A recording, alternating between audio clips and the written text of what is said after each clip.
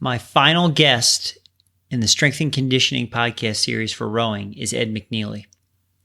Ed McNeely received his master's degree in exercise physiology from the University of Ottawa in 1994 and has been involved in the strength and conditioning industry for 30 years.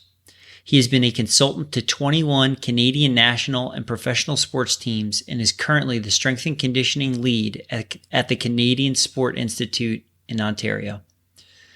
Ed served as a physiology and strength consultant to Rowing Canada for 24 years through the Rio 2016 Olympics. He is the author of 5 books: Power Plyometrics, the Resistance Band Workout Book, 100 Strength Exercises, Training for Rowing, and Skillful Rowing. He has published over 100 articles on training and athlete conditioning covering topics such as strength training, plyometrics, making weight, assessing fitness, speed and power development, planning and periodization, and aerobic fitness. He is a frequent resource for other writers, acting as an expert for articles in Muscle and Fitness, Outside Magazine, the Georgia Tech Sports Medicine Newsletter, the Rowing News, the Globe and Mail, Ottawa Citizen, and the Discovery Channel. Ed and I discuss rowing at the elite and master's levels. In addition, he shares how he was able to establish benchmarks for rowing high-performance athletes when training in strength and conditioning. Ed also discusses the use of isometrics to help improve rowing performance. Enjoy the show.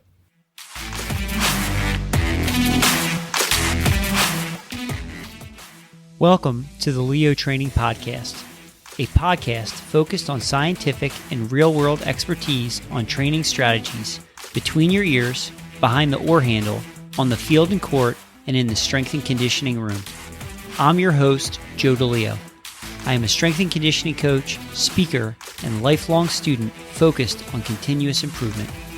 Thank you for joining me, and let's roll to today's episode. I am absolutely thrilled to welcome onto the Leo Training Podcast lead strength and conditioning coach for the Canadian Sport Institute, Ed McNeely. Ed, welcome to the show. Hi, Leo. How are you? I'm doing great. Thank you so much for taking the time to come onto the show. I have been really looking forward to this. You're someone whose work I followed for a very long time, and had the opportunity to watch you speak at the Joy of Sculling about 4 or 5 years ago. And you've certainly put in a ton of time and written a ton extensively about strength and conditioning for rowing.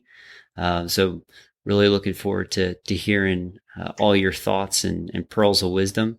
But before we get into that, why don't you tell us a little bit about your background and how you came to work with the Canadian rowing team?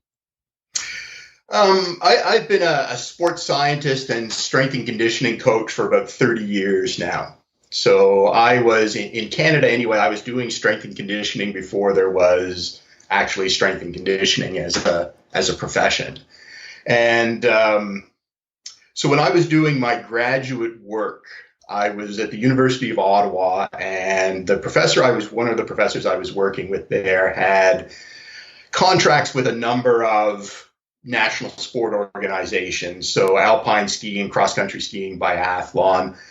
And we were doing a lot of physiological monitoring of athletes, helping with training program development and that sort of thing. And Al Morrow, who was the women's head coach at the time, so this would have been back 1992-ish or so, was looking for a way of monitoring training with his athletes over the winter months, and just wanted to have some discussions around training plans and things like that going into the 92 games. And so the way we were working at that time was Al Reed, who was this professor I was working with at the University of Ottawa, he was when these sorts of requests came in, he was kind of the point person on it, and he would take one of his grad students and we would get to work with him on that project. And that's kind of how I got into rowing, and it just grew from there. So by 1993 or so, I was doing it completely on my, or fall of 92, I was completely on my own with it. And we just sort of ran with it from there for the next 24 years or so. Wow. So very kind of organic, being in the right place at the right time. Oh, definitely, for sure. I didn't have any sort of a rowing background or anything like that. It was very much right place at the right time with, being given the right support by, key people through my career. Awesome. And just out of curiosity, what is your like athletic background? Where are your roots from? I came in, or I come through kind of combat sports and strength sports. Okay. And so a bit of a wrestling background, a little bit of boxing here and there, Olympic style weightlifting, powerlifting, strongman competitions. That's kind of where I come into from this, and that's my background. Excellent. Excellent. So definitely more on probably the strength kind of power end of the spectrum in terms of your own athletic career. Yeah, for sure. But what's really interesting is even though that's my personal preferences and where I've come from, it seems that I've spent probably the majority of my career dealing with endurance sports. I spent a lot of time with cross country skiing and biathlon. I've done some work in cycling, as well as all the years that I've spent in rowing. So I actually probably have as extensive a background around endurance sports as I do, anything in the pure strength and power side. Absolutely. And one of the things that kind of jumps out to me is I'm hearing about your own athletic background, and it makes a ton of sense now. Is some of the journals and the blog articles that you've written, where you talk about peak power, right? And that can be a differentiating athletic quality or factor in terms of high level performance. Do you feel, or do you think that like your athletic background kind of helped for you to see that could be a real important key quality for high performance athletes? No, I'm not sure that my background has had a lot to do with that. One of the things I've been very aware of because of what my background is everybody carries biases into everything that they do. And I've always tried to be very careful. And, earlier in your career, when you're young, you let your biases, drive a lot of what you do. And, one of the things I've tried to do through my career, though, is check those biases and really ask myself, am I doing this because this is my preference? Or am I doing this because I actually think this is probably the best thing for these athletes? And the peak power thing actually came about because we had some athletes that just weren't making the progress or making any progress when we started looking at lactate curves. So we spent a lot of years doing I've done a lot of lactate step tests, which is basically just, 3-minute stages, 1 minute off, progressively increasing the watts on the concept to up until either a predefined lactate or the athlete can't hold the pace anymore. And with those curves, we would develop all of our training zones and everything out of that. And when you plotted the curves against each other, you always wanted to see a right shift, meaning that for any given level of lactate, you wanted to see higher wattages, or, for any given wattage, you wanted to see lower lactates. And we would get some athletes that would just, curve after curve after curve. There was nothing that was moving there. And so we started having to look at, okay, so why aren't these things moving? Like, what's going on? And at the time, one of the other tests we were doing at the time was we would do a rowing equivalent of a wind gate test, which is an anaerobic power, anaerobic capacity kind of test. And that was just basically, at the time we didn't even have drag factors on the erg. So we would just put the erg up to 10 and it was, go as hard as you can, and you're, rowing full slide, like you don't turn it into this thing where you're trying to go 100 strokes per minute and just shortening the stroke up. But, rowing as full slide as you can with, this maximum effort all out under this heavy load to really stress the anaerobic energy systems. And what I started noticing, and one of the things, and it's part of, as you get into this kind of senior national team space, international competitor type space, you spend a lot of time with data and, looking for patterns in the data, and, what is there, what isn't there sometimes is even more important than what is there. And one of the things that I was noticing is that these athletes that kept struggling to make any improvements, and we were also at the same time, we weren't seeing any changes in 2K tests either, or very small changes in 2K tests. And the changes we were seeing in the 2K test were, in many cases, it was something that could be attributed just to effort on the given day. Motivation and effort on the given day, as opposed to any actual physical changes that were going on. So we had these athletes that, they were putting in the work. This wasn't a case of they're not showing up for training or anything like that. These are athletes that are motivated, working hard. They want to make the improvements. So what I started to notice with a lot of these athletes was that their peak power stuff really wasn't, when we started looking at the, pulling off peak power, pulling off dropout scores, meaning best score minus worst score on the Wingate test, we started seeing that we're at really high percentages of their VO2 max. And I remember having read somewhere in an old paper from the 70s, or when I was learning about Wingate tests, I'm not sure if this was in, Ostron's textbook of work physiology or where I saw this, but just this notion that VO2 max should only be about 40% or so of peak power.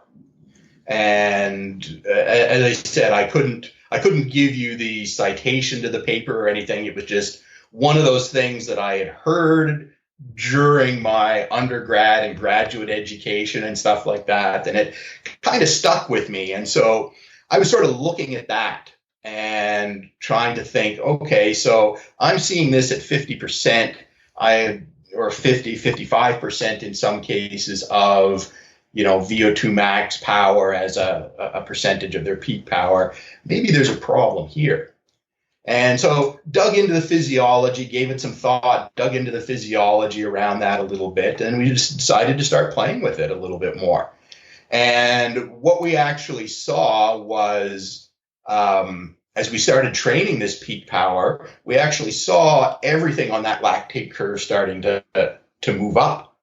And I've actually done a lot of talks, like at the Joyous Sculling conference and stuff like that, around this idea of, I had termed it kind of reactive periodization. And I think in the Rowing Faster second edition, I talk about it a little bit in one of the chapters that I have in that book. But it was just basically looking at this, and is what you're training actually trainable at that point in time? So as opposed to using kind of this like strict linear style periodization, or even some people talk about a reverse periodization, this is a periodization that's based on what's sitting there in front of you at that time. So sometimes you need to do periods of high power work before you go back and focus on other things, because you've got to create room for everything to move up underneath. Yeah. So absolutely. So that these physiological points start creating ceilings for each other. Peak power creates a ceiling for what a 2K score can be. Right. 2K score is, or VO2 max is going to create a ceiling for where your anaerobic threshold can be. Your anaerobic threshold will create a ceiling for where your aerobic threshold can be. And, if you have your aerobic threshold, which is kind of the 2 millimole point, some people would be more familiar with, if that's sitting at 85 or 90% of your anaerobic threshold, kind of a 6K type pace, you're not going to move that. You're doing more aerobic base work isn't going to move things until you move that anaerobic threshold up first. And in some cases, if you want to move that anaerobic threshold up, you've got to do more 2K work. So you may have to do, depending on what the profile looks like, some people may have to come in and start doing 2K work early in the off season to create room for the base stuff to actually have an effect. Otherwise, you're doing a lot of training that doesn't have any carryover effect to performance. No, that makes a ton of sense. It sounds like with some of this work that you were doing, then you really started to individualize some of the programs for the athletes based on kind of what they needed to continue to make progress. Yeah, and that was a lot of it. And that was a big part of what we tried to do. And the coaches were always really good about this. Like the national team coaches had always been really good about this, is that there's a base program that everybody's going to follow. Like you're going to have a certain amount of, aerobic base training that you're going to do during the course of the week. You're going to have a certain amount of anaerobic threshold type training you're going to do during the week, because beyond just the physical training, there is the technical stuff that has to be trained as well. That is, vital and critical to this, and you need volumes of these different things. But a lot of the coaches were always very willing to take, a couple of sessions a week and say, okay, these are where we start individualizing for people. And in some cases, it might mean somebody was doing a couple hours more than what was in the base program. Some people might be doing an hour more. We've had instances of an athlete who actually, she made her best progress when she was 4 hours over what the base program was. And it was all done as aerobic base training. Like, she would be in doing an extra 4 hours of cross training a week down at, aerobic, sub-aerobic threshold, sub 2 millimole type intensities. And it was clear when we looked at her test results that that's when she had her biggest. She was someone that didn't tolerate intensity very well, but really tolerated the volume well. So we tried to do individualization as best we could. It becomes difficult if you have 8 people in a boat to individualize anything. Right. So we always looked at our individualization for periods of the year. And it was basically knowing that, okay, from, maybe beginning of November or mid-November through till mid-April or so, we could get some individualization in. And from mid-April on, once everybody got back on the water up here in Canada and started playing around in big boats again and things like that, we, knew that we had to put together the right kind of team program as opposed to really trying to individualize things at that point. Sure.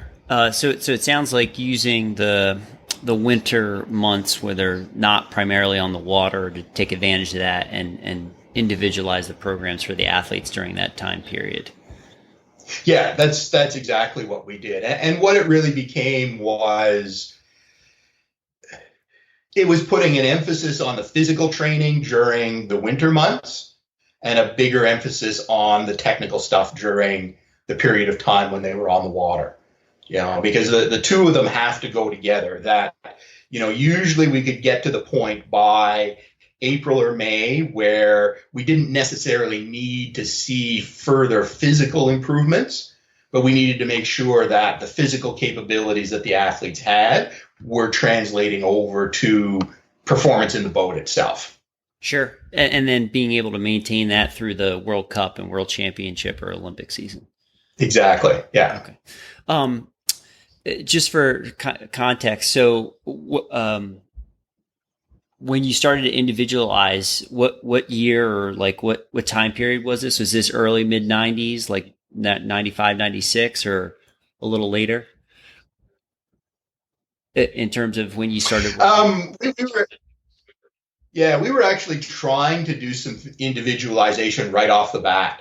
So Okay. 92, 93, we were trying to do some individualization. Um,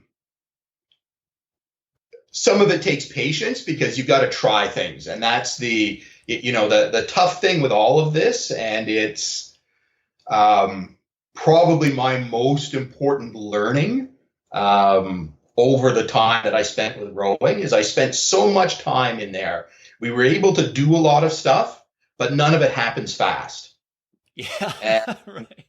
what I find now is everything is so instantaneous now. Like if you remember back in 92, there were no cell phones, there was barely any internet. Email was a new thing at that point in time, that computers had a fraction of the memory and hard drive space that phones have now. So just communication and everything was very different, and how you had to roll things out became very, very different. It required a lot of patience. And I find now that with everything being so instantaneous, everybody wants to be able to do this right now. I want to individualize right now. Whereas for any individual athlete, it may take you 2 or 3 years to figure out what actually works for them. Do I try a little more? How did that work? Well, okay, that didn't seem to work. So let's try a little less. How did that work? Do we do more intensity? Do we do more volume? So we were trying to individualize right off the start. And we played with a lot of things over the years that have just kind of, got pushed by the wayside, either because the technology wasn't there or it wasn't useful. One of the things that I was playing with right back at the beginning was we had the peak power tests, but power is a function of both strength and speed. You can increase power by increasing rate. And we were trying to develop an erg strength test. And at that point in time, we were, setting it up so that you were, again, high resistance, again, no drag factors at this point in time, high resistance on the erg, and it was 8 strokes per minute. And we would only count something that came out at 8 strokes a minute. So you're basically taking all of the momentum out of the flywheel, or most of the momentum out of the flywheel, and it was just, what is the strength component to this?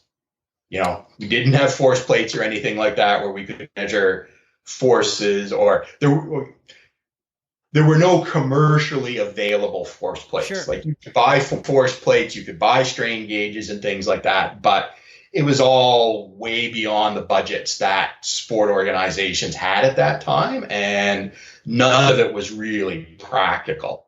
Sure. Yeah, it was very much biomechanics lab-based kind of, or industry-oriented equipment and things like that. But, we gave up on that erg strength test because we just found that there was too much variability in it. How much did that flywheel keep turning and stuff like that had a huge impact on what a stroke might be. If you went to 9 strokes per minute instead of 8 strokes per minute, it was a huge difference. But it actually led to that idea that, something we did start implementing later on, probably 2011 or 2012 or so, actually being able to create a modified erg that we could put force plates into, and actually start looking at, force outputs at the catch and the shape of force curves at the catch and things like that. Very cool. Very cool. But before you tell us more about that, one thing I think is super important to come back to, and you mentioned it, you touched on it briefly there, was just patience, and how different it was back in, the early to mid 90s, where these things, identifying what works for an athlete, it might take several months, it might take a couple years to figure out like what's going to help them make the most progress. And in today's world, as you said, everything's instantaneous. Everybody wants, instant gratification. They want it now. How has that conversation evolved over the course of your career? Like, what do you how have you had to communicate differently now compared to back then?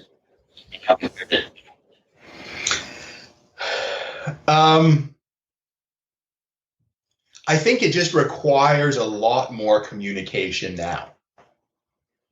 People want to be seeing, again, with the instant gratification, it's if something isn't showing what you want it to show right away, people are really quick to push it aside. Or if they've got an idea about something and they can't implement it right away, very quickly they push it aside. I've actually found, though, that at least with the rowers that I've been working with predominantly, again, a little bit older, they're all adults for the most part at a senior team level. They do have a remarkable amount of patience. And I think you have to have that, that is one of the hallmarks of somebody that is training for, an Olympic Games, or a world championship, is you have to have patience. It's not something that happens overnight. An Olympic Games is every 4 years, so it's not an instant gratification kind of, situation. So I think there's an innate patience with anybody that is capable of training at that level and capable of going to that level. And I think very often that is part of what separates the people that become successful from the people that never actually get there, is this ability to stay focused for these long periods of time and to really be patient, and put in the long hours and put in all of that work over, 4 years, 8 years, 12 years in some cases before they achieve their goal. And I think that's the most remarkable thing about, athletes that are involved in, sports that are these endurance type sports with huge volumes of training.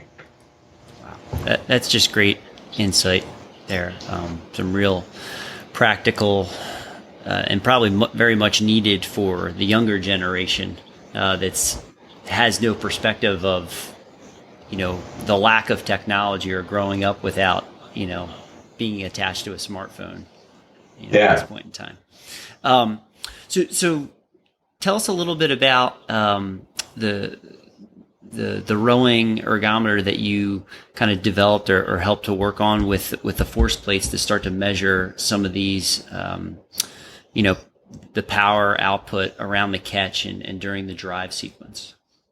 Yeah, so a lot of this was really, it was an isometric erg bench that we actually developed. And it was John Keogh, who was the Canadian women's coach through, I think he came in 2011 or so, 2010, 2011 through 2016.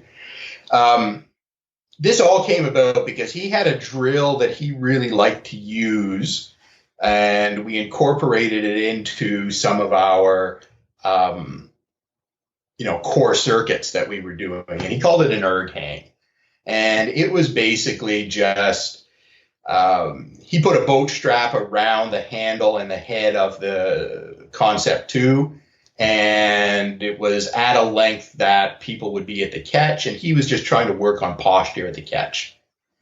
But you would kind of lift up so that your butt was just barely touching the seat, and just hold that position to get that feeling of connection, and to work on that posture. And so, we had played around with it a little bit during, as I said, during training for a while, and then John had a bit of a background in engineering before he came into rowing. And I had said to him one day, if this is important enough that we're going to be doing this in training, what do you think about, trying to figure out some way of actually measuring this? Can we do some isometric stuff to, measure what's going on here? And so we actually created this rig that you could do isometrics off of. And basically it was, we took the seat and the rail from a Concept 2, and we had the guys at Hudson build it. Like, we went in with a concept drawing and they did all the CAD work on it, and they actually built the thing for us.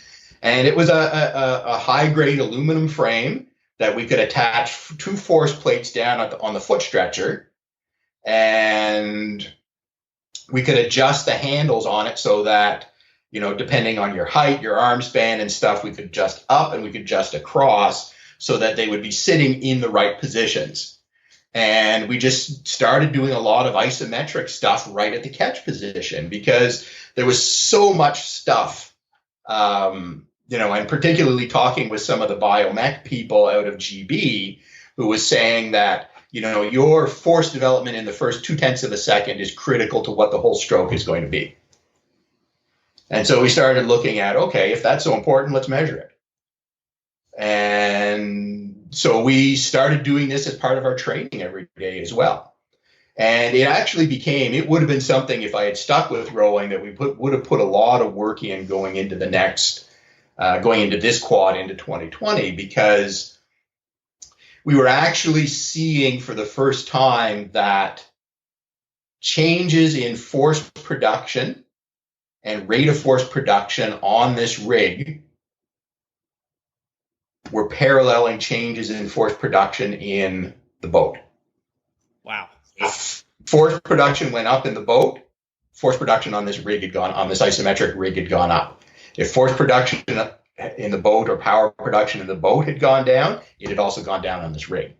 And so that was the first time we had ever actually managed to find something where there was a really strong relationship between the change in these two variables. And that's one of the things, it's in this whole strength and conditioning, sports science, physiology area, there's a lot of correlational research that says there's a correlation between this and this.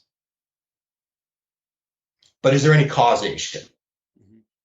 And this was actually starting to give us some causation, or at least leaning towards being able, and that's what we would have been looking at this last quad if I had stayed around with rowing, is, can we get causation? Like, it was starting to look, we were seeing high correlations between the change in one thing and the change in something else. Because there's a lot of things that are correlated, but when you change one, it doesn't change the other. So the correlation starts off strong, but doesn't stay strong as you start making changes. This one, we were actually seeing that with this isometric stuff, we were getting the changes were translating to the changes.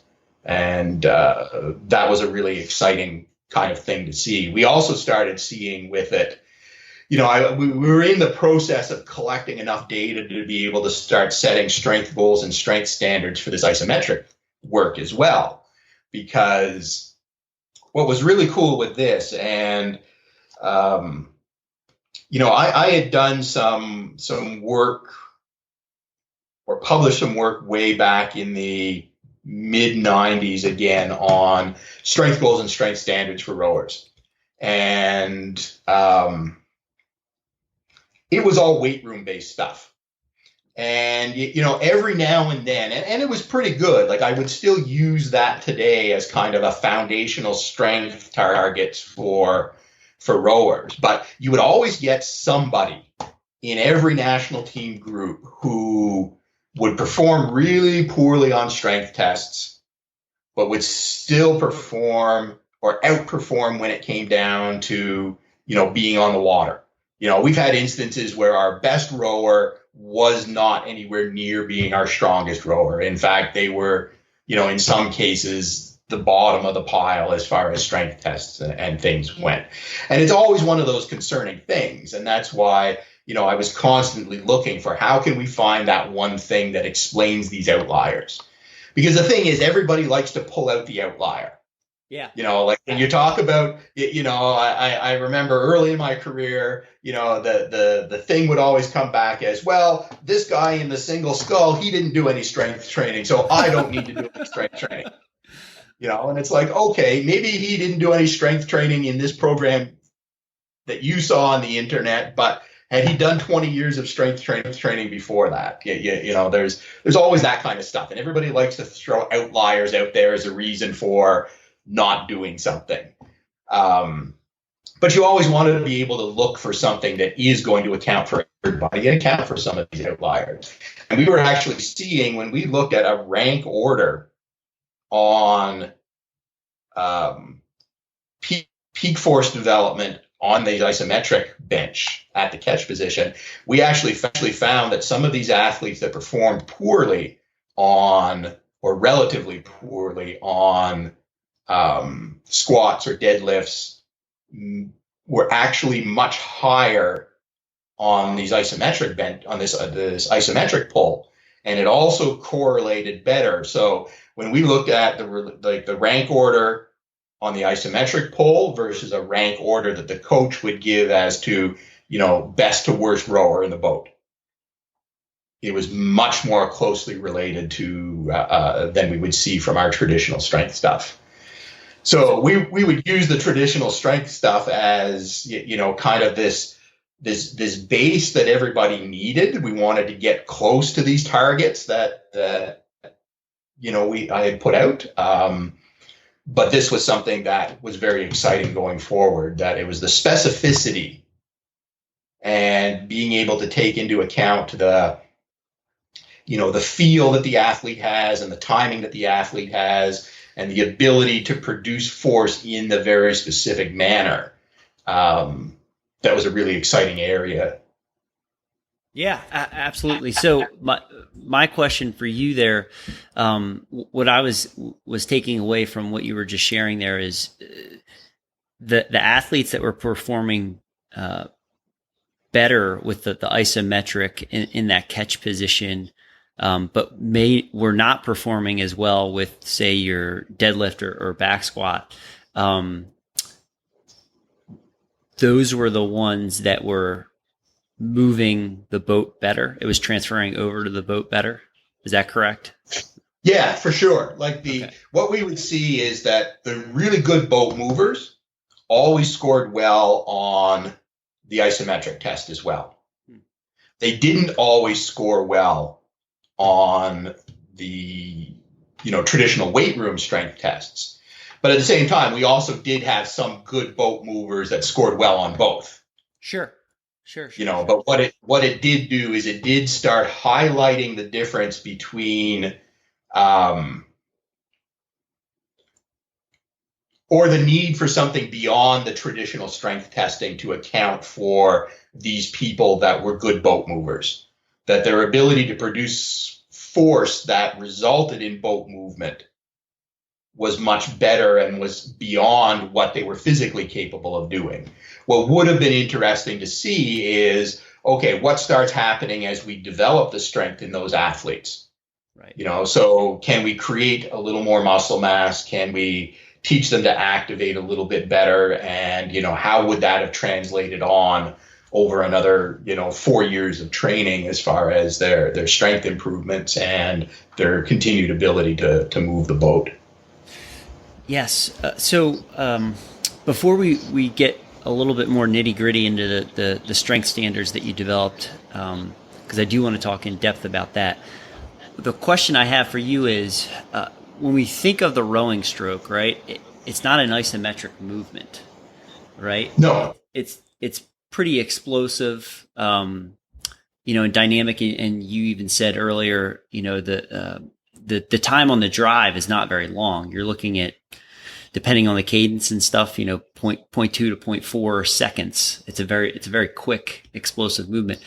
So with that being said, based on that work you were doing, why do you think there is such a strong transference over to something that's a isometric? In strength training, you're only ever doing one of three things. You're either building muscle tissue, you're learning how to activate it, or you're learning how to use it. So building muscle tissue is creating the base of muscle that is the ultimate determiner of where strength is going to go. Learning how to activate it is the general concept around increasing nervous system adaptations and how it changes, in the brain and further out in the nervous system, neuromuscular junctions and things like that. It's that ability to turn the muscle, to use the muscle that you've already got. And then there is a very specific component to it. that you can have people, and again, this becomes some of the argument out there. And, it was always one of those things where I've always tried to put a big emphasis on that learn to use it piece to make that translation over to the rowing performance itself, because it doesn't do any good just to make somebody stronger if there isn't that transfer over to performance itself. Yeah, 100%. Because if it was just the case of being stronger, then you could go out and find the guy that squats 1,000 pounds, and he would be also be the fastest guy over 2K in the world. But that's not the case, because it's this very specific force adaptation that has to occur. And I think with the isometric, what you were doing, because the positions we were using were the catch position, and through these training sessions, very often when we did the isometric stuff in training itself, the coach would be there at the same time to correct the postures and to correct that catch position and make sure that the force was being applied in the way he wanted it applied in the boat. And so I think that's where the isometric comes in. Is isometrics are really just that: learn to use it, learn to activate it at that specific point in time. And there's this whole concept around ballistic style movements, where you do have something that is a high speed, high power thing off of the beginning of a motion. And you see the same thing in throwing a ball or, swinging a tennis racket or something like that. It's a ballistic motion. And that has a very specific neural pattern to it in the way the brain recruits and sends the signal out of the brain. So, a burst of agonist, a small burst of antagonist, and a final burst of agonist is kind of a classic ballistic neural pattern. And so the isometric itself is just working on that classic neural pattern. It also happens to be occurring at the weakest part of the stroke as well, that mechanically you are in your weakest positions at the catch. And that as you get further down the catch and you can get the heels down and you can start bringing glutes effectively in and lower back more effectively in and things like that, strength isn't a limiting factor further out the stroke. Trying to work on as you get further out the stroke, just because mechanically from a muscular standpoint, you're more advantaged further out the stroke.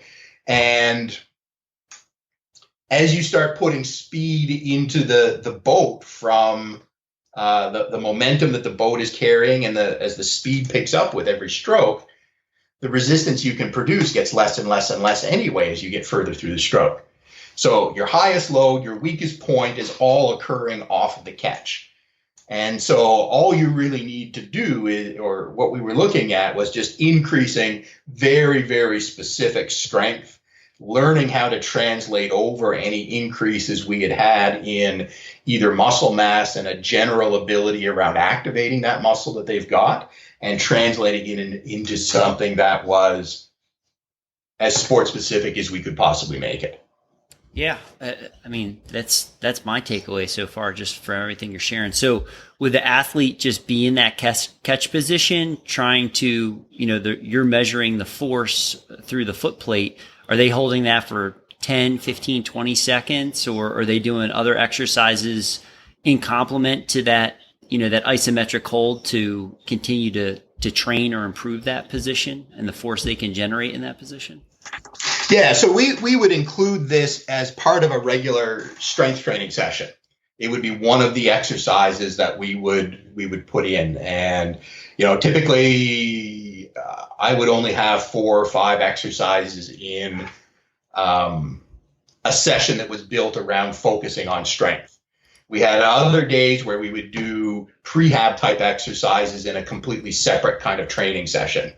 But our strength focus sessions, we limited things to about 4 to 5 exercises. And this would be one of those exercises. So, they'd come in, they'd warm up, they'd do their isometrics, and then they might go off and do some squats, or if it was a deadlift day, they'd go and do some bench pulls or pull-ups or whatever it happened to be on, in the schedule on that day. And we would typically do 4. A set would be 4 4-second pulls with 15 seconds in between. Sorry, So you broke up there. You said 4 sets of 4-second holds with 15 seconds rest. Yeah. So one set would be a 4-second hold, 15 seconds rest, repeated 4 times. That would be one set. And then they would do that 4 times. So it's a total of 16 pulls, 16 4-second pulls is what the workout would be. And everything was set up so that we always had the force plates in there, and we were using these Pasco force plates because they were the least expensive force plates that were available. And they also, the nice thing about the Pasco plates was they would measure forces perpendicular and parallel to the force plate. And because the foot stretcher is angled, we could actually put a formula into the software that the Pasco stuff that came with the Pasco plates. You could put a formula in there to count for the parallel force, the perpendicular force, the parallel force. And from that, we could calculate the force that's actually going down the slide. Wow. Because if you don't do that, if you're just using like a lot of the commercial force plates that have become really popular recently they're just measuring forces perpendicular to the plate itself. So you don't get the force that's sliding up the foot stretcher. So if the foot stretcher is here and you have a force going up this way, and you always do, because when you get up onto your toes, the initiation, a coach named Dick McClure, who had, worked with a lot of Canada's top scullers way back in the 80s and 90s, had described it to me as, at the catch, it's not a press, it's closer to a leg extension. So it's more like a kick until the heels get down, and then it becomes a press. So that means if there's any sort of a kick going on, there's going to be a force sliding this way as well that we needed to capture. And so that was one of the reasons we had gone with the technology we did. It was a lot more work compared to the force plates that are out there right now, just measuring perpendicular, but it gave us the ability to actually measure what was going down the slide as opposed to something artificial. Yeah, it's more accurate. It's more accurate, yeah. And so we had this set up so that the athletes would always have their feet on a force plate. Some days we would do 2 force plates. Some days we would only do 1. If we wanted to spend some time looking at left-right differences, we'd put 2 plates on there. Otherwise, it was only a single plate. And we had a big TV screen in front of them. So they were able to see what their force curves looked like on every rep. And, our instructions we were collecting at about 100 hertz, so 100 samples per second. And the instructions to the athletes were, you want to get to your peak in 20 dots or less, because every dot would be put down on the screen, 1/100th of a second. So if we were looking at, 2 milliseconds, it was 20 dots to get to their peak. And that was always the goal, was how much spacing can you get on your dots and how high can you get that peak? And they were able to see it was, instantaneous feedback on what they were doing. And it actually allowed them to play around with different ways of applying the force at the catch and things like that to get a better understanding of what gave them the highest and the quickest rate of force development coming out of that catch position.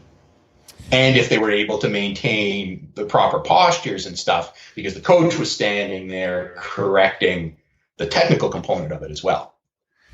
I love it. I think that's incredible. So you're getting the athlete into a very specific position that they're going to be doing in their sport, in the rowing stroke, so they're in the catch position.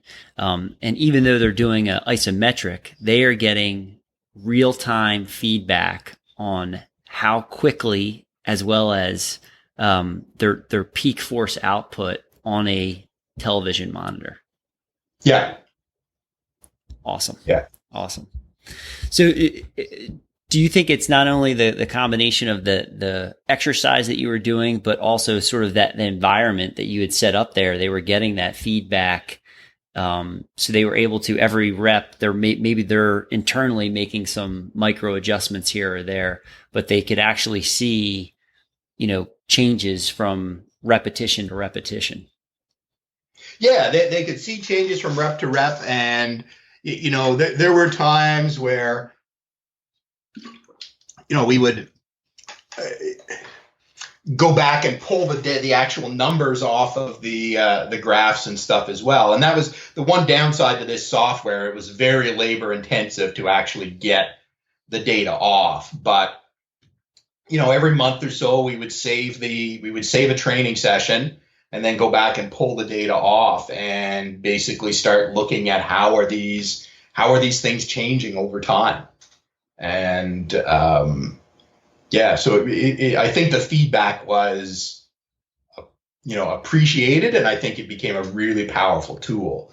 We saw it particularly if we were looking at differences between left and right side.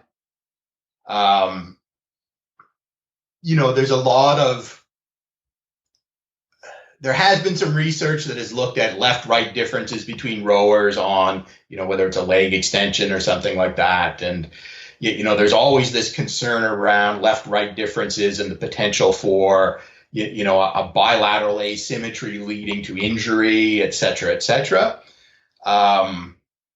We actually found that the asymmetries or differences between left and right were incredibly transient, that they would vary from day to day. And in some cases, some of our biggest discrepancies between left and right, the best piece of advice was just saying to the athlete, push with both legs. It wasn't going out and doing a whole bunch. It wasn't about going out and doing a whole bunch of corrective exercises. Like S&C people have gotten in some cases a little carried away with this idea of corrective exercises. That what we could actually see was, I remember one sculler got on there and she had a difference between left and right of about 30%. And, I looked at her and said, okay, how about if you push with both legs? And then we retested a month later where she had just this time to get into her mind, constantly thinking about pushing with both legs. She was down to like a 3% difference between left and right. Wow. And we changed no other exercises. We didn't add a bunch of corrective exercises. We didn't put a big emphasis on training one leg versus the other or doing a lot of single leg exercises. It was just about please push with both legs. Yeah, the intent and just the awareness that she wasn't doing it, really became the bigger piece of it is, were you aware that you were doing this or not? And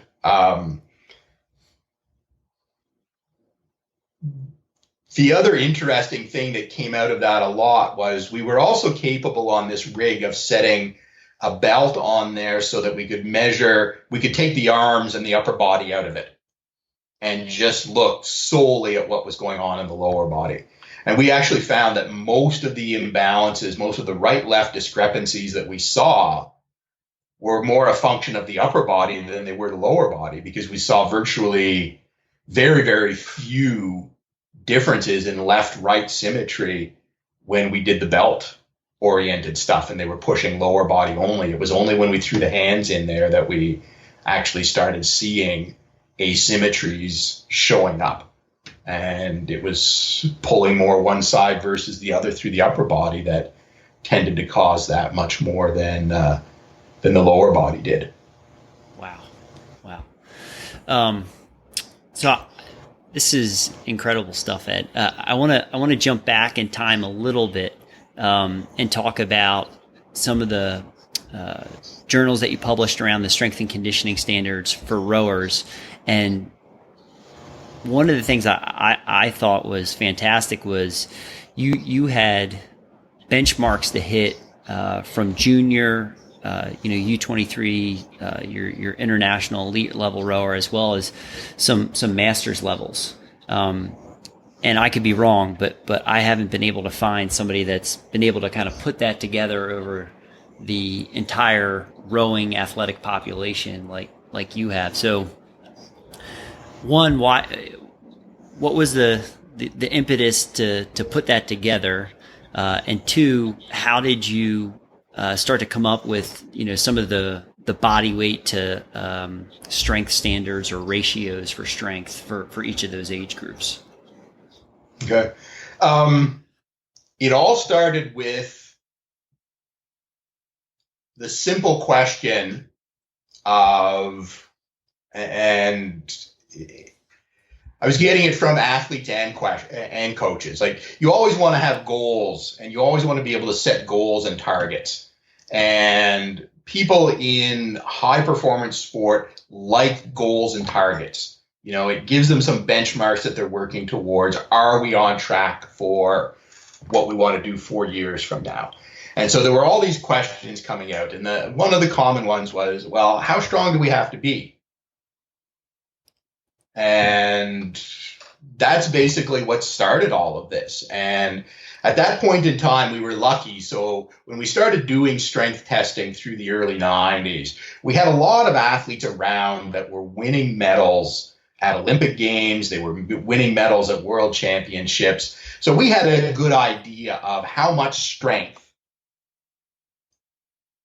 people that were actually being successful at the highest levels had.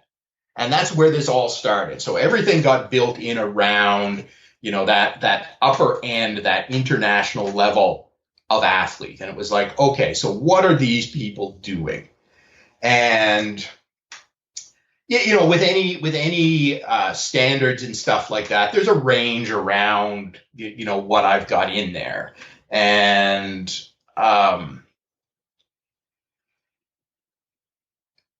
so we had all of this, or we were gathering all of this data on people that were being successful. So that set our upper end stuff, which was for us was the most important thing at the time. And, at the same time, I was also doing a lot of work with, I was traveling around the country, and a lot of places down through the US as well, making stops at, clubs which would have junior programs and master's programs, as well as their, like their senior competitive programs. So, coaches were really kind of grabbing on to the strength and conditioning stuff at that point, because it hadn't really been formalized a lot in rowing prior to the early 90s here. So, like, I was down at Hobart William Smith College, where Jim Joy, who runs the Joy, or was running the Joy of Sculling conference, was. And, I think I was working with him for about 10 years. I would go down there 4 or 5 times a year. We would do different types of testing and seminars with the athletes, some training sessions, leave them a program, come back 3 or 4 months later. And so between that and some of the high schools that I was going into to do some strength training technique sessions and things like that, I was just accumulating huge amounts of data. And for some of it, it was, at the same time, I was also doing, programming for masters athletes and things like that as part of my, whole self-employment gig. And so getting huge amounts of data in, and the whole process of creating these standards, again, this is where it's all about patience. It's 5 or 6 years worth of data. Like, it's not, I went out and did 3 tests and I'm publishing these standards. It's like, you know what, there's, a couple of dozen people that have been successful at international levels across, men, women, lightweight, heavyweight. There's, hundreds of juniors, hundreds of collegiate level athletes in there, hundreds of masters athletes that have all gone through where I've gotten the data from what they were doing. And everything comes out of, for us, for me, everything was coming out of the senior program, because that's what I was targeting and that's what I was working with. And so the rest of it for going down in the age categories, it really became about, what does a pathway look like? And it was about looking at how much improvement can you actually expect as you move from one age group to another. So it was never about saying that, okay, as a junior rower, if you don't have this strength level, you're not going to be successful as a junior. What it was looking at more was, as a junior rower, if you don't get to this strength level, you're going to have a really tough time getting to that strength level. And so it was really about creating a pathway as opposed to saying that, for a junior, this is the best, you're going to be the best junior if you're squatting this much. It was about, as a junior, if you can't squat this shows up as a weakness in your profile, and it takes you off of this pathway if your pathway is to move into a higher level. And whether that higher level for a high school athlete was NCAA or provincial team or, Canadian University or, U23 Masters, Junior Worlds, whatever it happened to be, it was really about creating a pathway more than anything else. At the senior level, we were fairly confident that, as I said, there's some performance value to what those numbers were. But as we already talked about, there was always those outliers that, you would look at and say, okay, why is this person so good when they're so bad at this? And that's where, again, we found with the isometric stuff that we kind of started to solve that problem a little bit. And then with the Masters, again, it was kind of going across the different ages. It was kind of built around two things. It was, again, what I was seeing in people that were, being successful at their age group racing. But at the same time, it was also part of the progression is also taking into consideration that over like a 5-year span, there's usually about a 3 to 5% decrease in strength as you get older. So it was also about taking into consideration that as you age, there is these decreases in strength that naturally occur. How do we offset that? So that we're not actually seeing huge performance decrements as people go through various age categories. We're actually able to help them. A lot of it was maintaining performance, and that, if you're lifting the same as you when you're 50 as you are when you're 60, you've actually probably had a 10% improvement in strength because you've got that normal loss of strength that would have occurred. So in some cases on the master side, maintenance actually means improvement because there is this tendency as you lose muscle mass, et cetera, to particularly you see that accelerate when people get into 70s and 80s. You'll see the huge acceleration in strength loss and muscle mass loss that we hope to kind of offset. And that was part of what putting some goals out there were. And I think one other key point, and you're touching on this, is maintaining strength as we age. We're talking a ton about performance here and winning and in that realm of things, but there's a huge health component to maintaining strength as we age. The NSCA published a position paper on strength and conditioning for seniors and all of the health effects that it can mitigate or counteract as we age. Osteoporosis, sarcopenia. You continue to maintain or improve balance as you age, and as we age, falling is a high risk. So all those types of things, I'm sure you could probably speak to them a little bit more than I can. But we're still getting all of that. We're addressing that through doing strength and conditioning work too. Yeah, and that's a big part of it. It's really, it's about the bigger picture. And I think particularly in master sports, it's important to always kind of keep that big picture in the back of your mind. There is a tendency. I know a lot of masters athletes are super competitive. They have the opportunity to put their competitive tendencies on display, by taking part in some of these sports. And but at the same time, even though winning and everything else is a big thing in performing, there's the social aspect, but as you're saying, there's the health aspect too. That, I think in a master's athlete, one of the biggest pieces to really focus on is the benefits that strength training gives to improving bone density. There is this tendency for when you get into big volumes of aerobic training, and I know there are some masters athletes out there that are really serious about their training, but, it becomes hard to feed enough to actually, keep up with what you're doing in your training sessions. And when that happens and you get into these an energy deficiency syndrome kind of thing, you end up seeing decreases in bone density and things like that, as, in women in particular, but it happens in men as well, that big volumes of aerobic training, when you're not producing the sex hormones anymore, can lead to significant losses of bone mass. And hopefully some inclusion of strength training in there helps offset that, so that, what you're trying to do in your sport isn't creating a negative health situation.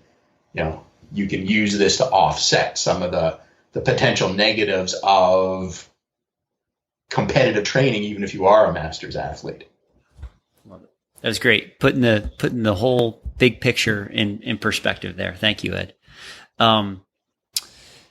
So one of the questions I wanted to ask you too, in relation to the strength standards, I remember you mentioned this specifically at the Joy of Sculling. Someone asked this, and you had said when working with the Canadian national team, the athletes would deadlift once a week, and you would have them squat 3 times a week.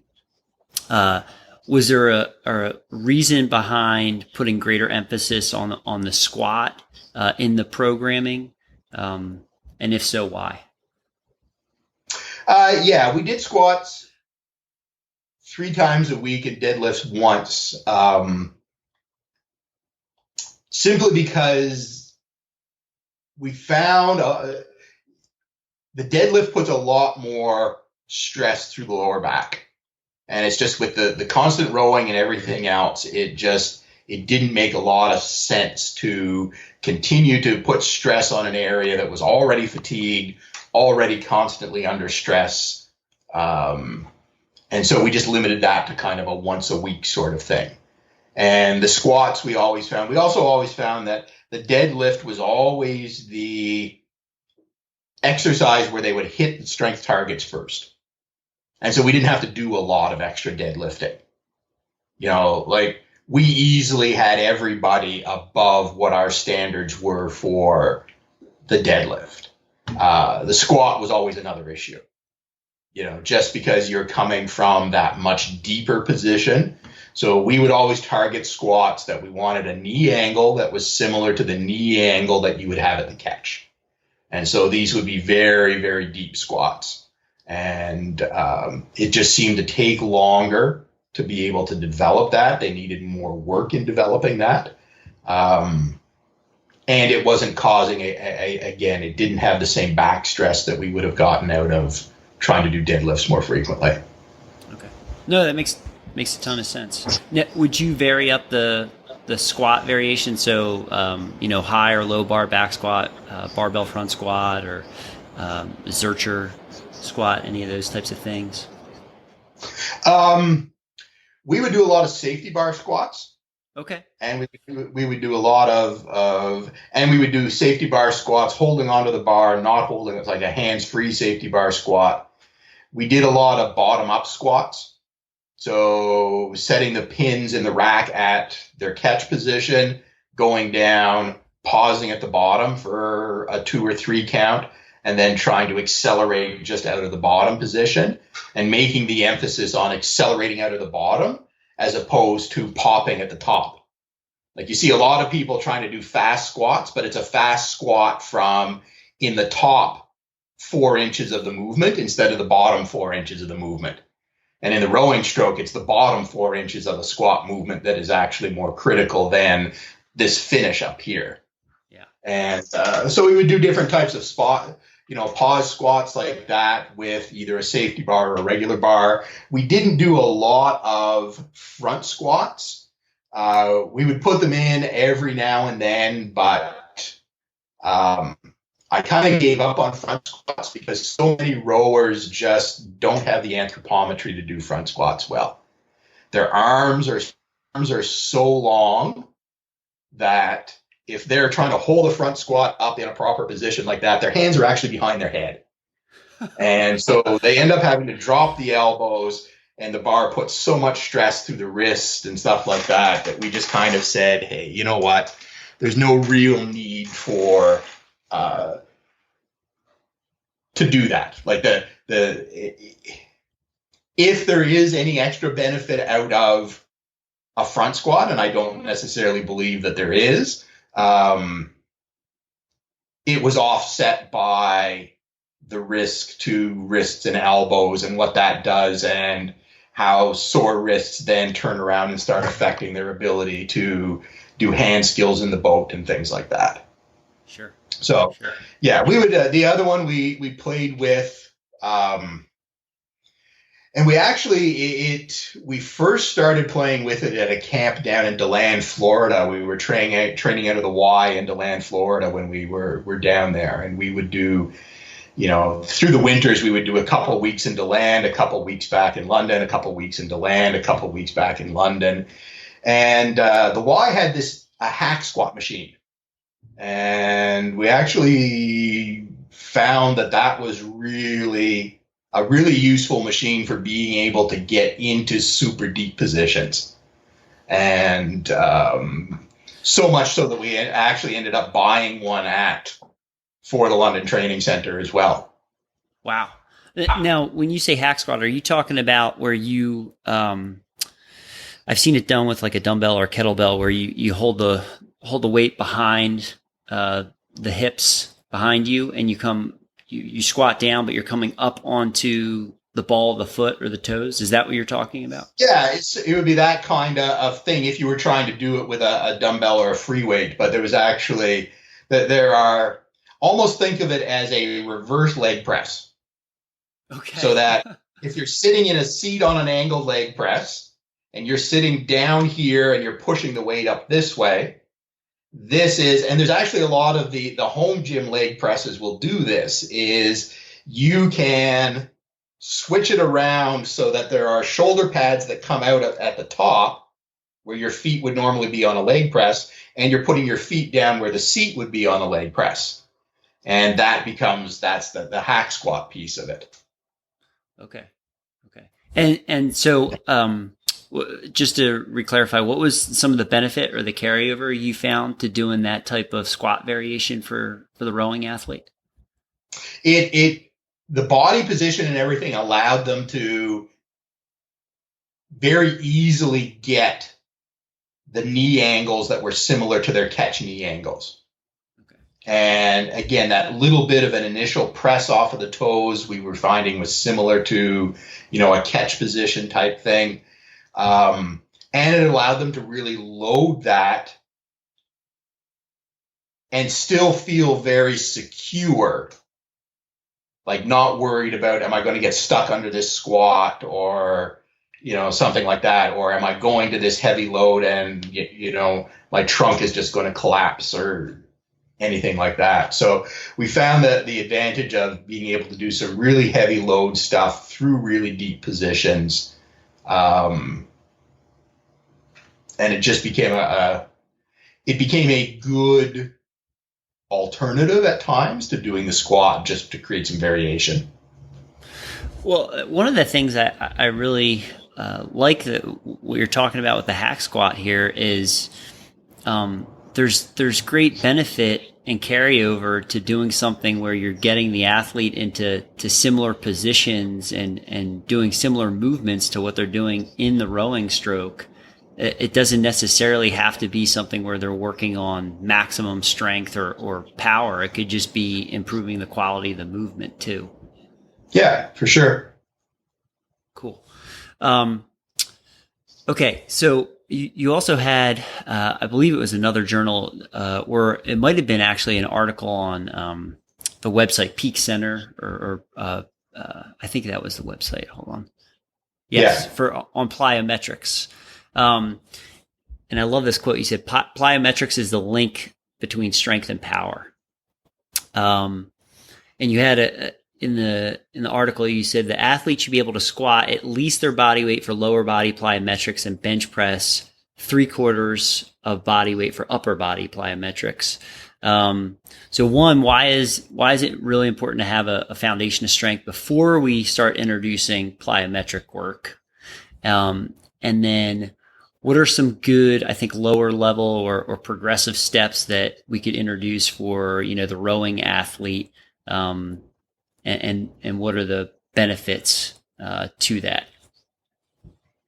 Okay, so the strength levels are just there because plyometrics, it's all being done with body weight. And if you don't have the strength to be able to accelerate and decelerate your body weight safely, you probably shouldn't be trying to do these types of exercises. So they're not beginner or introductory kind of exercises because there are still very, very, very high force outputs that come out of jumps and things like that. Like sometimes people think that, body weight is the easier thing to do.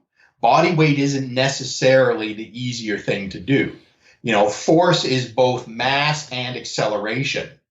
And you could put a heavy weight on your back and go really, really slow and actually create less force than doing a jump because of just the physics behind what force is.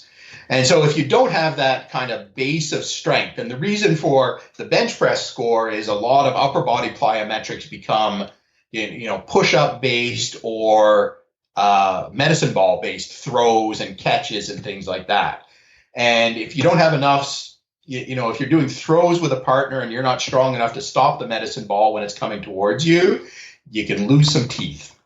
And it's just really is a safety sort of thing in both cases. And I guess like that article was written probably 2008 or so, and then posted somewhere around 2010. And as I kind of thought about it and played with it in the years since then, I think I prefer to talk about it in terms of jump training as opposed to plyometric training. And some people use the term synonymously and just treat all jumps as plyometrics. But plyometrics is all about the stretch shortening cycle. So it's all about very quick eccentrics and an explosive rapid turnaround into the concentric. And the idea is to get everything and improve stretch shortening cycle as much as possible. And the reality in rowers and the reality in endurance people in general is they tend to have much higher proportions of slow twitch fibers, and they're just not fast. You can still jump, but it's definitely not a plyometric when you look at it in the classic sense of, plyometric stuff really comes through athletics, weightlifting, and things like that. Is historically where, plyometrics has developed and has had the greatest hold. And just the really quick explosiveness that you get in when you watch a sprinter or you watch a thrower or a high jumper or long jumper or something like that is not something most rowers are capable of replicating. So they're not really getting stretch shortening cycle stuff. In my mind, there's also the whole issue around training stretch shortening cycle, particularly coming out of the catch, in that if you were doing something that was a high level, if you were capable of doing a high level sprinter type plyometric, it would become very, very difficult to get the blade in the water effectively. And what can potentially happen, and we've had this discussion with athletes, is, there are some rowers out there that can go into the catch super fast and explode out of the catch. Most rowers aren't capable of getting into the catch really fast and then turning it around and still getting the blade squared into the water on time. That if you are too fast, and we've actually seen this happen in some athletes that have transitioned over from track and field to rowing, that their real struggle early on in their career was, this ability that they were so fast coming out of the catch that the blade's going in the water like this. They're not getting down and getting the blade squared in the water, so it's not grabbing. And as a result, they're, this far up the stroke before the blade actually grabs. And so from a technical point, you always want to make sure, and this, in my mind, this applies to any sport, it becomes critical that your physical development and your technical development are complementing each other, and you're not creating something physically that is going to potentially have a negative impact on a technical ability, or you don't want the physical abilities to get so far ahead of the technical abilities that it's creating bad habits and making it more difficult to learn the fine technical skills. And so I've kept jumps in rowing programs throughout my whole career. I've stopped calling it plyometrics because we now look at and really talk around making the eccentrics instead of a high velocity eccentric. And high velocity is all relative. Again, the eccentric component coming into the catch is still a low velocity eccentric compared to a foot contact in sprinting or something like that. Right. So it may be fast from a rowing standpoint, but it is not fast in an overall movement standpoint. And that's the thing people in sports don't sometimes lose, is they get so focused on their own sport and the biases of their own sport that, hey, we're going 40 strokes per minute. Well, yeah, you're going 40 strokes per minute, but a cyclist is doing 120.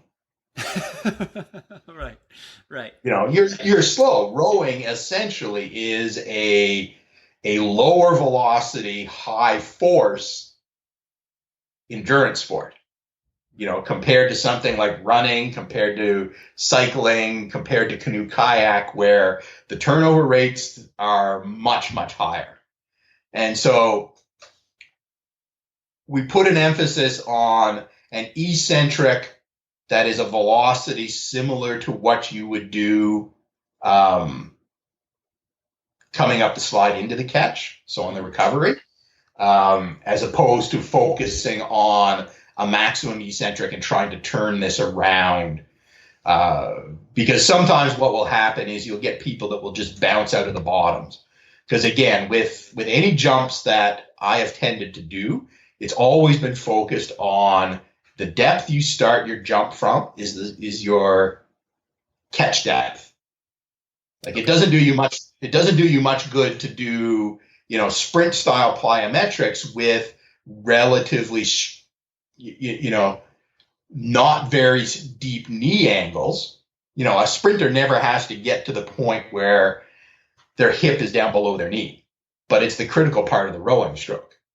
And so trying just to do some of the traditional bounds and jumps and things like that, you're working on parts of the stroke that aren't necessarily applicable.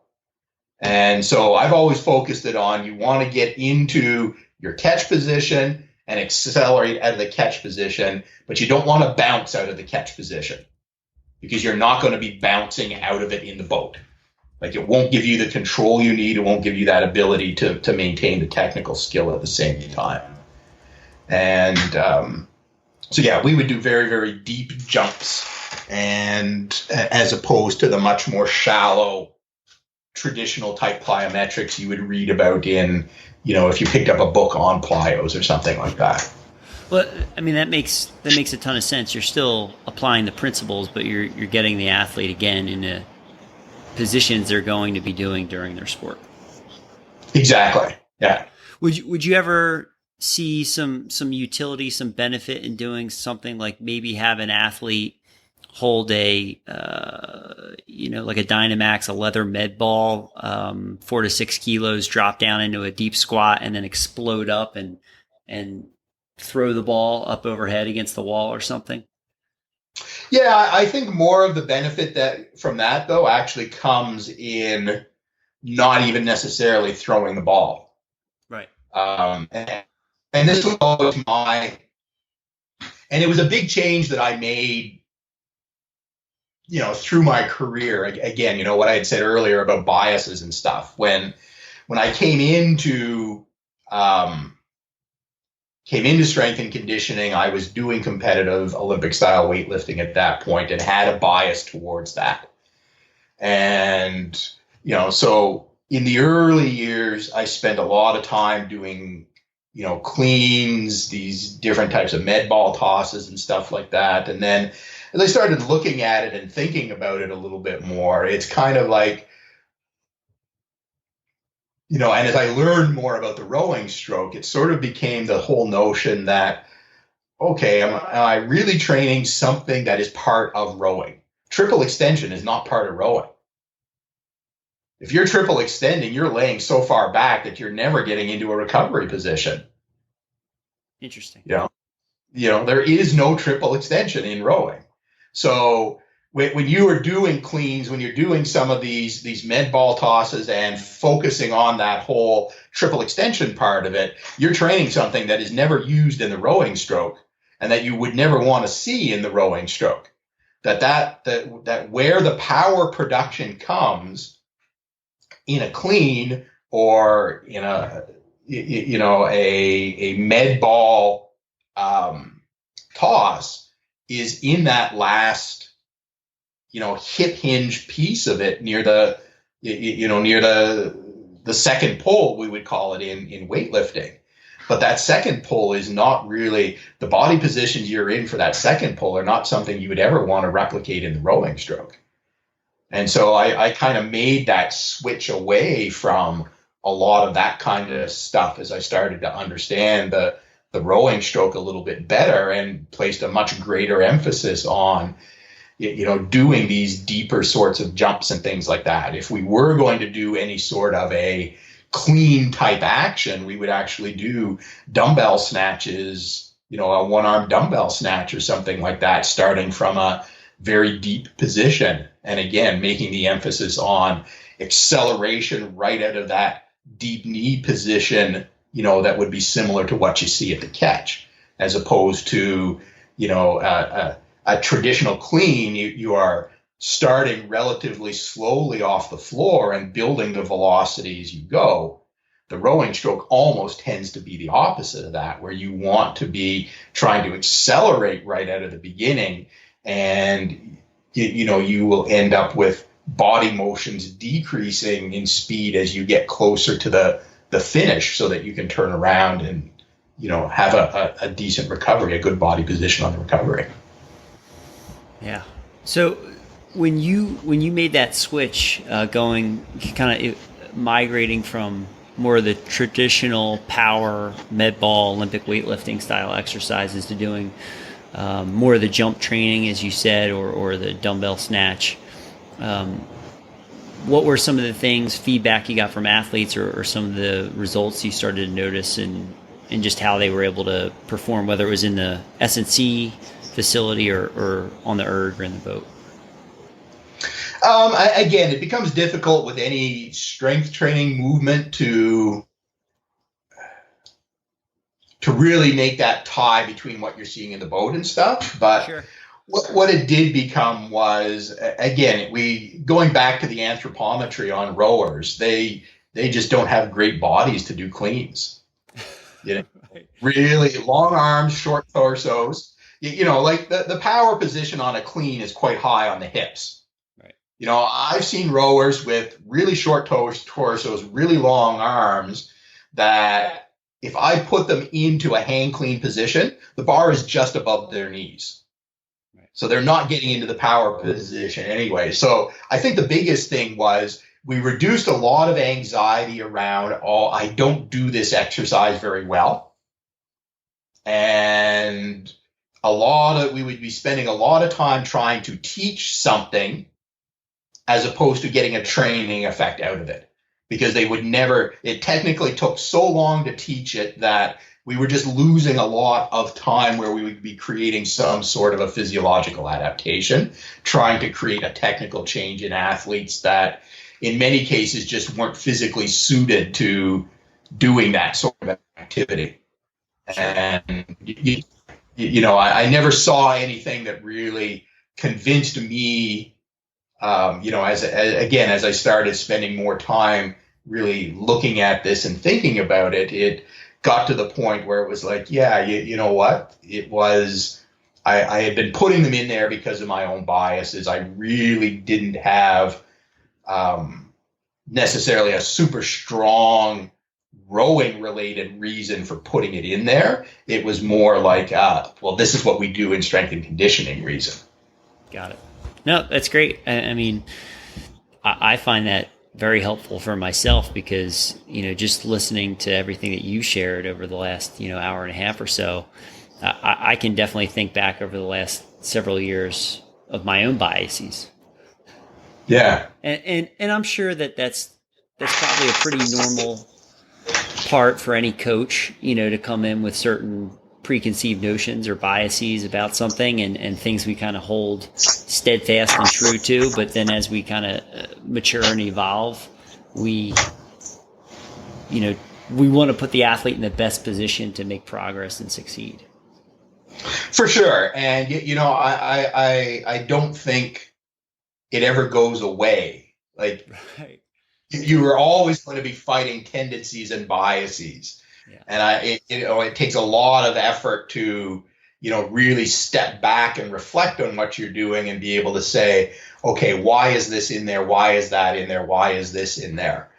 And, when I work with the staff that the 11 S&C coaches that, I oversee, and part of this, the whole mentorship piece is to help them start to recognize their own biases. And I think it's actually been very beneficial for me as well, because it's like I'm forced to kind of take the step back and ask them the questions about, why are you doing this? What is the reason for it? What is the impact on performance on game day or race day actually going to be as a result of what you're doing?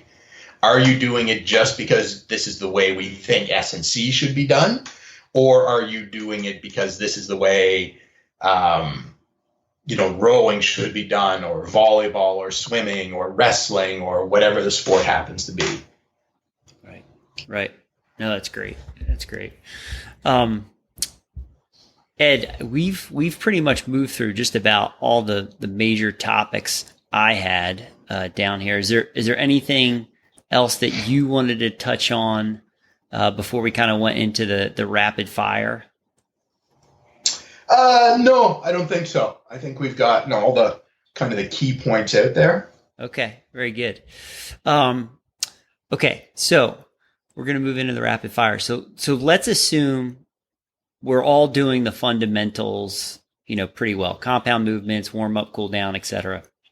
So in your opinion, what's the next frontier for performance impact in rowing, strength, and conditioning? I said it's the specificity. Okay. It's how do we make this as specific as possible? How do we get better transfer of training from what we're doing in our S&C practices over to the sport itself? So I think it's the removing the emphasis from the weight room and looking at that as or recognizing that the goal is not to make somebody stronger. The goal is to make them a better rower. Right.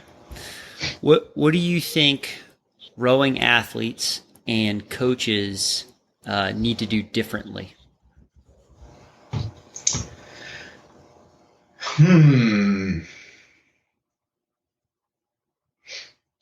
I think that becomes a very individual question. Sure. I don't know that I'm seeing or that I had seen any sort of a really broad area that needed more focus. Okay. I think if anything, it would be, how do we optimize the training volumes that we're doing? In some cases, when you start looking at senior national team rowers, we're talking about 1,000 hours a year, 1,200 hours a year of training that is going into a program. Do we really need all of that training? There's the tradition in rowing of we work really hard, we do big volumes of work, and this is always the way we've done it. And it's kind of this amongst coaches in particular. I think there's a lot of athletes that would be happy to back off a bit, but amongst coaches in particular, the answer is always more. It's never less. When they're looking at this athlete's not progressing, well, let's just do more. As opposed to this athlete's not progressing because they're chronically fatigued and not adapting. They can't feed enough to actually create adaptations. Maybe we need to look at dropping the volume back so that this person can adapt. Right. Makes a ton of sense. Is there any specific exercises that you would use to improve static and dynamic balance for rowers?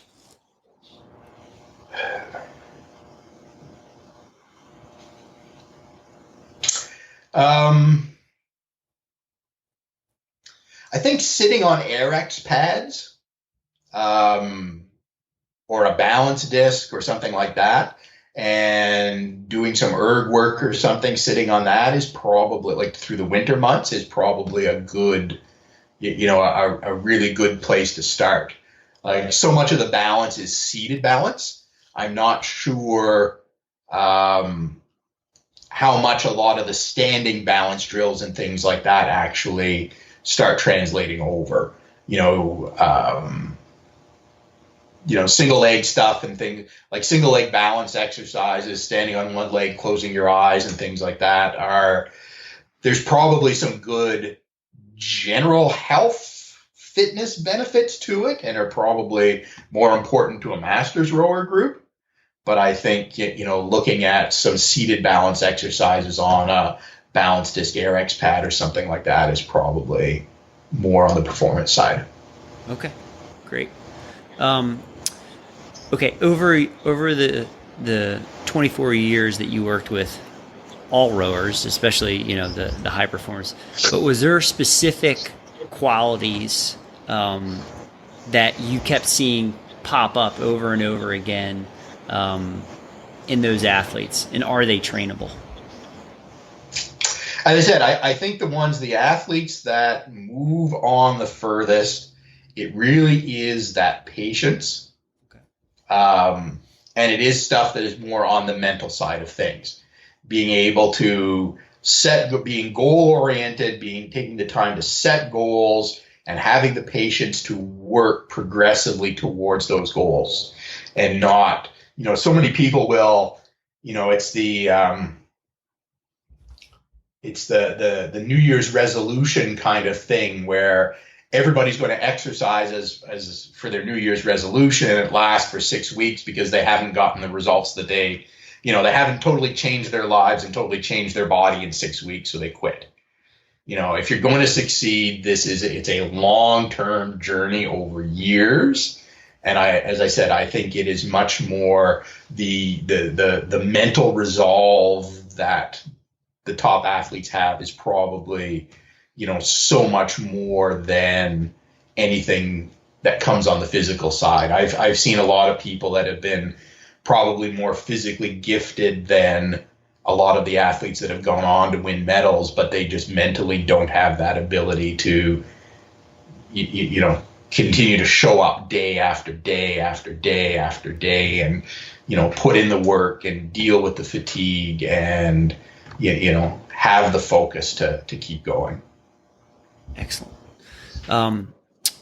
For masters rowers, because their sprint distance is shorter, 1,000 meters, is there anything that you would change from a S&C standpoint to emphasize a little bit more because it's a shorter distance? I think their strength becomes an even more important part over 1,000 meters. Because if you look at it, strength is critical through the start of the race. That's where the forces, or the resistances are higher to get that boat up and moving. And the start of the race is a much larger percentage of the race over 1,000 meters than it is over 2,000 meters. So being strong out of that catch position, having a really good anaerobic energy system as well. If we look at 1,000-meter race being 3 minutes and something as opposed to, a sub 6 minute race for a lot of other boats in the open, in a 2,000 meter kind of setting, the contribution of the anaerobic system becomes much higher as well.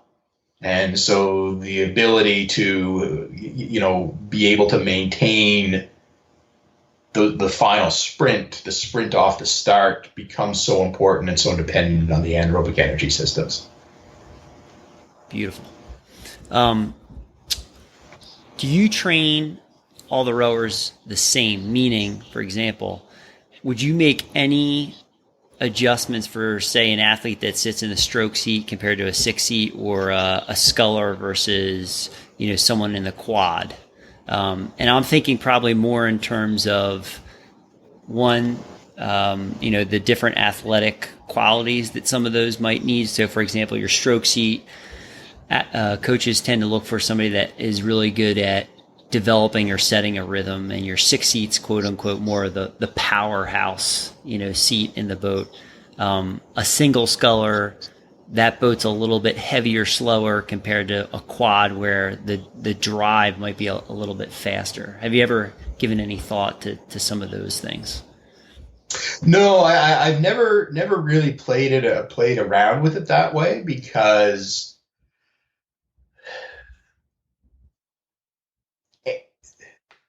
in the scenarios where I've been in, most of the time, if you're a sculler, you're spending a lot of your time in small boats. Through the fall, winter months, everything is going to be small boat stuff, and you're not actually getting into a quad. You're in a quad for a very short period of time in the summer. And because of the way selection works, is we don't necessarily know that you're going to be in the quad, you're going to be in a single, you're going to be in a double. And the same with even seat positions within an 8, like that can vary. There would be times where we might have 2 people in the 8 who are potential stroke people, and they might get, in and out of that stroke seat depending on how things are going at any period in time. So yeah, we really haven't looked at a position specific, because I've never been in a scenario where these positions were solidly set to say that this person is this. Sure. No, that makes a ton of sense. Okay. Given all of your experience and knowledge, if you could go back in time, would you do anything differently 10, 15 years ago?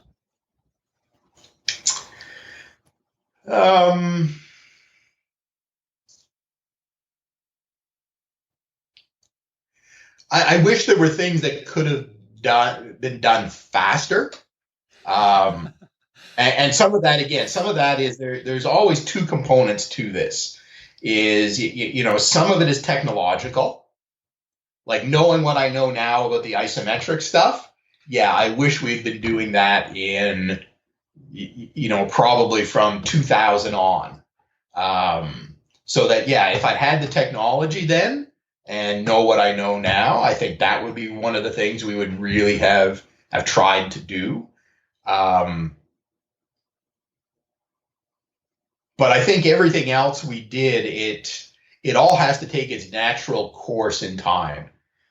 So much of it is just about its relationship building as well. It's building relationships with the coaches, it's building relationships with the athletes, because there's got to be a trust factor that is built along the way, and a readiness on their part to implement some of these ideas and things.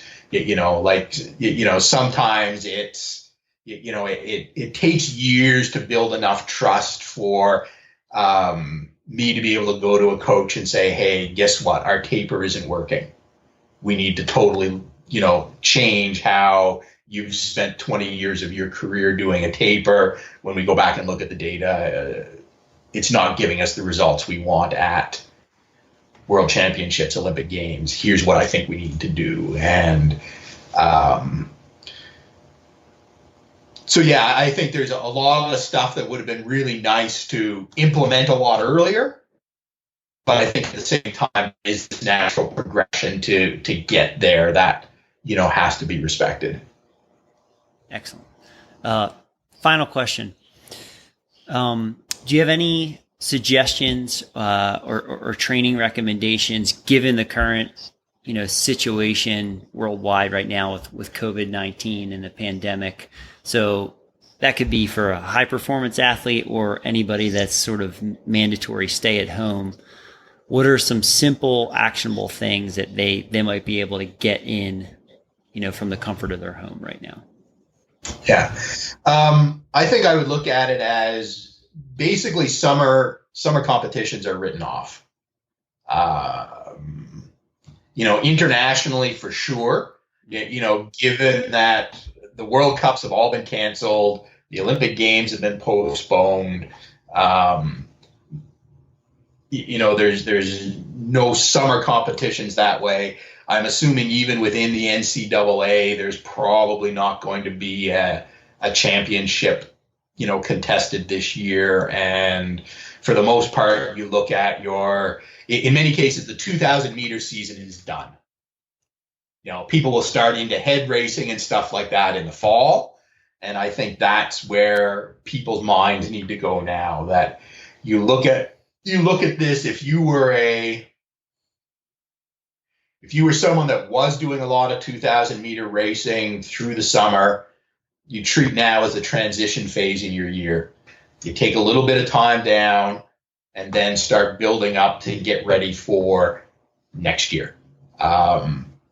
You look at this as an opportunity. For me, this is really an opportunity for people to start doing some base work and building a base through cross training. Like conditioning wise, the higher intensity stuff needs to be much more specific, but you can start building a good aerobic base through long runs, long bike rides and stuff like that. As long as you're still maintaining some social distancing, going out for a run, an hour run every day or a couple times a day, you can actually build a fairly good volume of training while you're social isolation. In fact, for some people, maybe in a situation now where they're not going to work, that now is the time to be able to get into higher volumes of training that you haven't been able to do before. Build into it slowly. Don't all of a sudden go from one session, an hour a day to 3 hours a day or something like that. But I think if you can stay positive and you look at the opportunities that this presents, I think there is a huge opportunity for a lot of people to really build an aerobic base. As I said, you want to make sure that you're staying, well enough away from other people that, remember this, if COVID is being spread through respiratory droplets, breathing hard while you're running and stuff like that is releasing a lot more respiratory droplets. And so you definitely want to make sure that, if you are out with somebody else, that you do have enough spacing to take that into consideration as well. Sure. No, that's great advice. Definitely some good practical things everybody can implement over the next several days or coming weeks. So thank you. Yeah. Ed, you're off the hot seat. Very good. Well, that wraps up the entire interview. Let me just give you a proper goodbye off air. All right. Thanks a lot, Leo. Thank you for listening to the Leo Training Podcast. If this content is important to you, please be sure to rate and review so more people can listen. Also, you may follow me on social media, Instagram, YouTube, and Facebook to get weekly free content. For more in-depth content, please subscribe to my email newsletter at my website, leotraining.io. Be sure to check out the resources page to download free, helpful content. If you have any questions or feedback, please contact me directly by email at joe@leotraining.io or via Instagram. The handle is @leotraining. Thank you again for listening and have a great day.